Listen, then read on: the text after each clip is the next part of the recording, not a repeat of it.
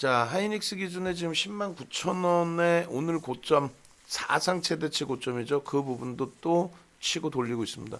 500만 주 정도의 거래량이면 변동성이 시가 대비해서 한 7%까지도 나올 수 있다 이렇게 해놨는데 오늘 500만 주 이제 거래량을 넘기고 있습니다. 하이닉스 같은 경우는 뭐 거래량을 놓고 따지는 그런 종목으로 설정하는 것은 좀 다소 우스운 얘기가 되겠죠. 근데 하이닉스 같은 경우에 기존에 이제 계속 그 설명을 드렸습니다만 실적 부분에 대한 부분을 긍정적으로 좀 볼 수 있다라는 거예요. 뭐 전기 대비해서 3분기 부분에 좀 눌림목 흐름들이 실적 그 둔화 부분들이 내년에 이제 완벽하게 개선될 수 있을 것으로 기대를 하고 있는 그런 상황이었고, 그 다음에 이제 하이닉스 같은 경우에 기존 그 실적 범위들 이런 부분들을 놓고 보면은 오늘 이제 기준에서 이제 들여다 보실 때에 이렇게 볼 수가 있겠죠. 자, 하이닉스의 어제 원고를 볼까요? 실적 부분 나오는 거 어제 원고를 한번 보겠습니다. 어제 원고 그렇게 해서 하이닉스 기준의 실적 부분이 내년 영업이익이 이제 8조 정도가 됩니다. 근데 그 내년 영업이익도 중요하지만 지금 제가 이제 중요시 말씀드리는 부분은 인텔 사업 부분에 대해서 인수하는 부분들 있죠. 인텔 사업 부분에 대한 인수. 그 인텔 사업 부분의 인수 부분이 대략적으로 이제 그 천, 저 10조 3천억 정도 되잖아요. 인텔 랜드 사업 부분이죠. 인텔 쪽의 랜드 사업 부분 10조 3천억인데 영업이익이 이제 2017년, 2018년도에 34조 정도 했습니다. 34조 5천억. 이 중에서 순이익이 26조가 순이익으로 남았어요. 26조 순이익 그대로 이제 유보금으로 형성이 돼서 기준점이 잡혔는데 그 상황 속에서 일단은 26조의 순이익 기준에 2년 동안 기준만 잡아놓은 거예요. 그 기준에 10조 3천억 가지고 사업을 확장한다. 근데 그 부분을 뭐 어찌됐건 사업 확장하는 부분을 증자를 해서 돈 내놔라 하는 것도 아니고 그걸 왜 악재 인식을 갖냐라는 거죠. 그래서 뭐 지속적으로 그 인텔 사업 부분, 랜드 사업 부분, 인수 부분에 대해서 설명을 드리고 그때 이제 10월 26일인데 10월 말 그다음에 11월 초가 8만 원이 이탈되는 상황이었어요. 8만 원이 이탈되는 상황에 10만 원을 목표 주가로 잡으면은 25%란 말이에요. 근데 10만 6천 원도 넘길 거다. 선거 지나고 나면은 불확실성도 해소될 거고. IT 쪽이 어차피 시장 견인할 거고. 결론적으로 그 기준에서 흐름을 잡아가야 되는데 시장에서 뭐 그런 해석을 안 했죠. 결론적으로 시장에서 이제 하이닉스에 대한 해석 부분은 전부 부정적인 내용들. 부정적이라는 건 이제 어떤 기준에서 부정적이냐면은 랜드 사업 부분 인수하는 부분에 대한 것도 무조건적으로 좀 부정적이다라는 식으로. 그래서 8만 원이 이탈되는 흐름. 그러다 보니까 똑같은 내용이 나오죠. 외국인들이 계속 판다. 그러니까 외국인들 지분이 50%가 지금 넘어요. 40 그때 당시 48% 수준이었고 50%가 넘는데 그 50%가 넘는 기준의 흐름을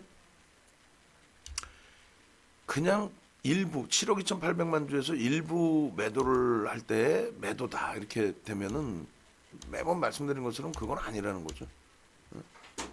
지금 기준에서 하이닉스 기준에 놓고 보실 때 이렇게 돼 있어요. 시가총액 기준이 이제 80조 원에 육박하고 있는 상황이고요. 7억 2,800만 주예요. 그런 상황에 외국인 지분이 50%를 넘기는데 문제의 소지로 이제 불거져 있을 때 이럴 때 이제 11월 말, 10월 말 뭐 11월 초 이럴 때에 48% 수준까지인가 아마 형성돼 있었을 겁니다. 그걸 가지고 외국인들이 매도한다라는 요때 기준이죠. 49%에서 48%로 조금 이탈됐다. 이러한 부분을 매도한다라고 표현하는 자체가 참 말 같지도 않은 그 상황인 거고. 그러니까 결론적으로 이러한 부분들을 차분차분하게만 들여다보시면 어떤 결론이 나와요? 아, 이게 이제 기회다. 악재가 아닌데 악재인 것처럼 표출이 되고 3월 이후에 내려와 본 적도 없는 8만 원 이하의 기준. 3월 이후에 보시면 어때요? 내려온 적도 없는 기준. 그 기준 8만 원 이하의 기준이 주가가 형성이 됐다라고 한다면 주가가 밀려 내려왔다고 공포감을 갖기보다는 어떻게 그 공포감을 이겨낼 수 있는 그 흐름을 잡아내야죠. 월봉으로 볼까요? 월봉 기준에서 8만 원 이하로 내려온 게 3월 이후에 뭐 있었나요? 없었잖아요. 없었는데 여기서 못 견디고 이제 뭐 정리가 되는 거죠. 무조건적으로 갖고 있는 것이 능사는 아닙니다만. 결론적으로 이번 달에 갭 상승이 나오고의 흐름이라고 그랬는데 아까 이제 우리가 만도의 기준도 오히려 꼬리 달리고 혹은 음봉으로 미끄러지더라도 그러니까 오늘은 이제 꼬리가 되겠죠. 꼬리가 달리고 내려가더라도 그것을 정점으로 인식하지 말자라고 표현을 드렸어요. 오버슈팅이 나오려면 주봉상의 그 캔들의 크기, 오버슈팅이 나오려면 월봉상의 캔들의 크기, 그 기준을 잡자라고 말씀드렸죠. 결과적으로는 그 하이닉스의 기준에서도 일단은 요 기준에서 오버슈팅이다 인식을 하려면 최소 11만 원 위쪽의 흐름이 나와야 되고요. 지난달에 변동성이 사실 27%였어요. 변동성 자체가. 그럼 이번 달에도 25%, 30% 나올 수 있다는 거죠. 그 전월 기준에서의 그 10만 원이 이탈되고 마감됐기 때문에 그냥 10만 원으로 기준 잡으면 25%면 12만 5천 원이에요. 그러니까 월봉 기준에서는 12만 5천 원 로그 차트로 보면 된다는 거죠. 그 12만 5천 원이 넘겨지는 기준점을 그 기준점을 오버슈팅 자리 최소 12만 원을 넘기는 자리를 오버슈팅 자리로 인식을 하자. 그리고 나서 나머지 부분을 논하자라고 말씀을 드리는 겁니다. 결론적으로 이제 현재 기준에서도 편입의 기준을 월봉에서 설정할 수 있고 주봉상으로 이게 오버슈팅 자리 아니냐. 그러니까 우리가 얼마 전에도 지난주에도 불과 지난주에요. LG화학도 똑같은 케이스가 돼버리는데 지난주에도 자 이제 올릴 만큼 다 올랐습니다. 차익 실현 일부 하시고 이런 말들이 시장에 넘쳐났잖아요. 또 한 가지는 아주 뭐 약 올리는 것도 아니고 뭐라고 얘기를 해요? 오버슈팅이다 올랐다 거보지 않았느냐 내가 얘기했지 IT주들 전기전자 업종들 다 깨져 내려갈 거다 뭐 이런 식으로 결론적으로는 깨져 내려가긴 뭐 개뿔 뭘 깨져 내려가요. 만약에 그때 10만 2천 원이 고점이었는데 만약에 10만 2천 원에서 한 2% 밀려서 10만 원의 차익 실현했다 그러면 어디서 더 살 거야? 9만 6천 원, 7천 원 최저점에서 조정의 최저점에서 불가하죠. 그러면 결론적으로 일봉상의 뭐 기술적으로만 놓고 본다 해도 일봉상의 개별된 목표 주가 설정 범위가 어떻게 됩니까? 12만 원이 돼버려요. 넓게 잡으면. 짧게 잡으면요. 11만 원입니다. 11만 원 다 올라왔으니까 12만 원 기준 잡아야죠. 1차적으로 고점에서 눌린다? 눌리면 얼마나 눌리겠냐는 거지. 얼마나 눌리겠냐는 거죠. 오늘 동학개미가 들어올렸어요? 동학개미의 승리야? 월말에 개인들에게 물량 일부 떠넘겨졌는데 그게 동학개미의 승리? 아니잖아요. 그런 말에 현혹이 되거나 우리가 그 말에 맞다 하고 타당성을 부여해버리면 두 번 다시 전기전자 업종을 살 수가 없죠. 주봉상의 기준에 오버슈팅이냐? 그럼 오버슈팅이다라고 한다면 여기서 이제 꼬리 달릴 때 고민을 하자는 거예요. 근데 지금 앞전 고점 여기를 개인들 동학개미 힘도 아니고 16만 원이라는 10만 6천 원이라는 사상 최대치 고점을 외국 기관들의 기준에서 뚫고 올라선 그 흐름이 되는데 저기를 왜? 그래서 일단은 눌려 내려가고 꼬리가 달리더라도 비중을 편입하는 관점에서 대처를 해야 된다. 그래서 10만 원 위쪽에서 이제 10% 범위를 잡아드렸는데 계속해서 10%는 잡을 수 있는 범위를 설정을 해드릴 겁니다. 10%. 어제까지만 해도 10만 원 미만이었으니까 얼마? 15%의 비중까지. 그렇게 해서 다른 분들께서는 지금 뭐 하이닉스 범위 수성모님 같으신 경우가 요 그 계좌가 이렇게 돼 있는 거예요. 이번에 11월 9일 날 오픈을 했죠 문자반이. 그 11월 9일 날 그 오픈을 해놓고 그래서 일단은 신풍 원수 갚아주셔서 감사합니다. 예, 쭈니님. 그래서 이제 뭐 쭈니님 같으신 경우에 내계강 선생님께서 이제 KC 경보제약 일부 이제 수익 이렇게 잡아내셨는데 일단은 우리가 신풍의 충격을 좀 많이 벗어내야 돼요. 이겨내야 돼요. 그죠? 너무나 올해 가장 큰 5점으로 남겨질 것 같아요. 신풍 뭐 10,000원 미만에서부터 들어가면 뭐예요? 신풍 뭐 상한가 잡아냈으면 뭐예요? 마지막 자락에 가장 낮은 가격에 손절을 하고 피눈물을 지금 흘리고 있는데 잊어야죠. 잊고 뭐 이런 시가총액 1, 2, 3위 종목에서 시가총액 1위 삼성전자, 2위 하이닉스, 3위 LG화학에서 완벽한 수익 다 내고 오늘도 결국은 뭐 LG화학에 83만 6천 원, 84만 원에 나머지 물량 전량 차익 실현하고 이제 물량 다 뺏기고 없지만 일단은 뭐 긍정적으로 해석을 하고 그리고 지금 오늘 기준에 이 좋은 분위기에 이제 찬물 껴안는 게 기존에 가지고 계신 분들 기준에서의 한진칼 그리고 두산중공업에 대해서 공포 심리. 근데 두산중공업은 뭐 크게 의미는 없을 것 같고요. 예, 그런 맥락에 좀 놓고 보시고 그리고 이제 셀트리온 헬스케어 같은 경우에 신규 편입하신 분들은 5에서 10%. 그다음에 추가 편입 단행하시는 분들은 일단은 12만 9천 원을 넘긴다는 과정 속에서의 기준을 잡아드렸는데 12만 8,900원 찍고 살짝 눌려 있어요. 일단 뭐 내일 셀트리온 제약의 단일가 매매가 종료되고 나면은 변동성이 한번 나오지 않을까라는 생각을 합니다. 그 기준점에서 좀 들여다보면 될 것 같고요. 윤희님께서 한국 정보인증 수익 감사드려요 하셨는데 예, 축하드립니다. 그래서 실질적으로 아까 전략 잡아드릴 때 말씀을 드렸지만은 동시효과 기준에서 따라붙지 못했다면은 어제 야간 교육도 개장 전 2,350개 종목에서 딸랑 3종목이에요. 그죠? 그 3종목 중에 하나가 기아차, 하나가 하이닉스인가요? 하여간에 그렇게 해서 올려드린 그 수익이기 때문에 더 값지죠. 근데 이제 한 템포 늦었다라고 한다면 굳이 그 부분에 대해서 미련을 두고 매매 기준을 잡을 필요는 없다라는 거예요.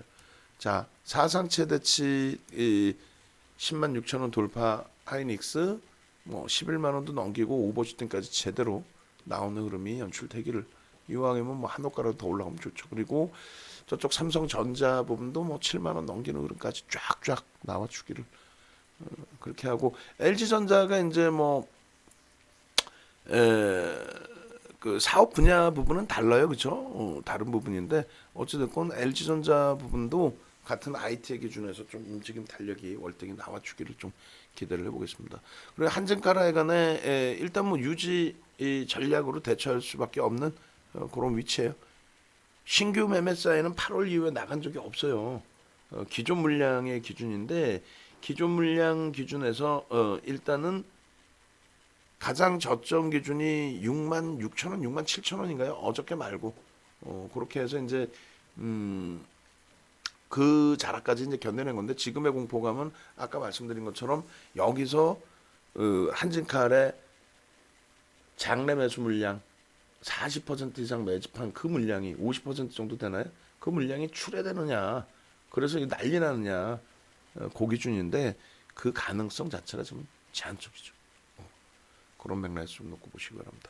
자, 어찌됐건 오늘은 시가총액 1, 2, 3위 거기다 삼성전기까지 사상 최대치 신고가 랠리가 나와준 아주 뭐 뜻깊은 날이고 그다음에 어제 기준에 기아차가 시가총액 10위 안에 들어왔다라는 것도 상당히 긍정적인 그런 해석을 할 수 있는 그런 장이다. 그래서 뭐 여러 가지의 기준점을 놓고 보실 수도 있겠지만은 결론적으로 펀더멘탈적으로 흔들리는 부분들 다 이겨내시고요. 그리고 이렇게 우리 윤준주님 같으신 경우도 삼성전자의 이 수익률 보세요. 우선주의 수익률 이런 부분들의 수익률들을 전부 여러분들 계좌의 수익률로 만들어내셔야 됩니다. 아시겠죠? 내동매매하지 마시고 이런 장에 소형주에서 어떻게 한번 해보겠다 이런 생각도 지우시고 KEC도 3,400원 공식적으로 잡아드렸어요. 원래로 따진다면은 3,500원 이탈되면서부터 차익 실현이 되는 게 맞죠? 어찌됐건 차익 실현하시고 그렇게 대처하시면 무난하겠습니다. 아니요, 매수세는 안 드려요. 변동성 감당도 안 되고 거래량 부분이 일단 안 돼요. 거래대금이 좀 더 수반돼야 되는데 안 됩니다. 일단 오늘 기준에서 고점 돌파하는 종목 따라잡기가 버거우시다라고 했을 때 두산 중공업을 잡아드리고 있어요. 오히려 프로그램 매수 후에 쭉 30만 주대 이상에서 다시 매도가 쏟아지면서 17만 4천 주 매도의 형성도 있습니다만 개인에게 떠넘겨지는 물량은 상당히 제한적일 것 같아요. 제한적인 물량 속에 눌림목 굉장히 강도 있는 조정을 줬는데 과하죠.